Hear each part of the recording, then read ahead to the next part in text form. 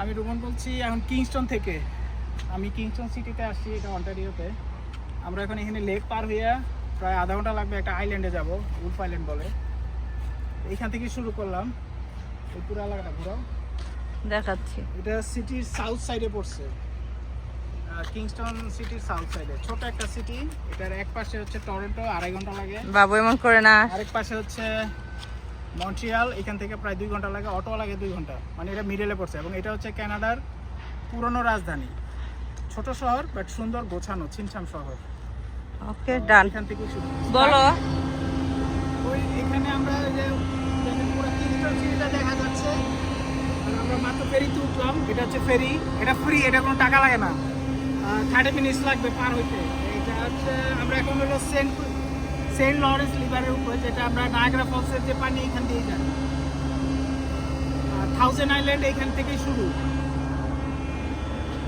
ওই যে ওইটা হচ্ছে হইলো রয়্যাল মিলিটারি কলেজ, ওই পাশটা সিটি, ওই পাশে হচ্ছে হইলো সিটি ইয়াটা। আমরা এই তো পাশে শহরটা এই যে ছেড়ে দিল, কিন্তু এটা ফ্রি, এটা মানে টাকা লাগে না। হ্যাঁ, ½ আওয়ার লাগে। এটা সবচেয়ে বড় মজার বিষয়, ফ্রিতে উইটাও। এখন আমরা ওই পাশে চলে যাচ্ছি। আর আইল্যান্ডটা অর্ধেক মানে ইউএস আর কানাডার বর্ডারে আইল্যান্ডটা পড়ছে, লম্বা। আমরা ওকে যাই, তারপর ওইখান থেকে আবার শুরু করব। দিলাম। ওকে, আমরা এখন উলফ আইল্যান্ডের ভিতর দিয়ে হাঁটতেছি। এটা হচ্ছে হাইওয়ে, আইল্যান্ডের ভিতরে একটা হাইওয়ে। ওই পাশে আমরা যাচ্ছি, নামছি আমরা কিংস্টন থেকে এসে।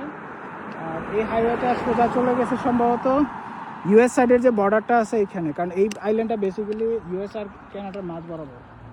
আমরা ওই দিকেই যাচ্ছি। তো বাড়িঘরগুলো এরকম ছাড়া, এই যে লেকের পার দেখাও। এই যে বাড়িগুলো। সুন্দর আইল্যান্ডটা, ছিমছাম। আমি রিটায়ার্ড লাইফের পরে খুব সুন্দর একটা জায়গা। আর প্রত্যেকটা বাড়িতে একটা আসো।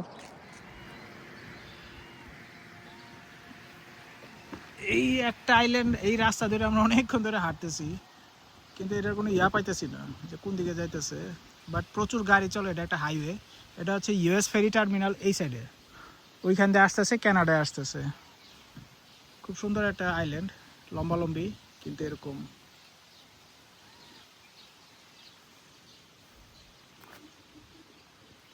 আমরা বসে এখানে একটু রেস্ট নিচ্ছি। এখন বাজে দুপুর 1টা।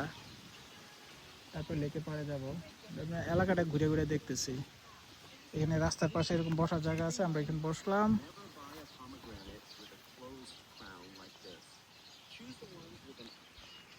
আমরা এখন হাঁটতেছি রাস্তা দিয়ে। এটাই মেইন স্ট্রিট উলফ আইল্যান্ডের। এটা দিয়ে এই রাস্তা আমার পিছনে সোজা হচ্ছে ইউএস বর্ডারে চলে যায়, ইউএস সাইডে চলে যায়। এই আইল্যান্ডটা হলো বরাবর, বাট বাড়িগুলি সুন্দর, মনে হয় বাংলাদেশের গ্রাম। দুই সাইডে এরকম বাড়ি, আবার দুই পাশে বিচ। আমরা এখনো বিচ সাইডে যাই নাই। এই যে এরকম বাড়িঘর, এই যে বাড়িঘর। এখানে এগুলি এয়ারবিএনবি হিসেবে ভাড়াও পাওয়া যায়।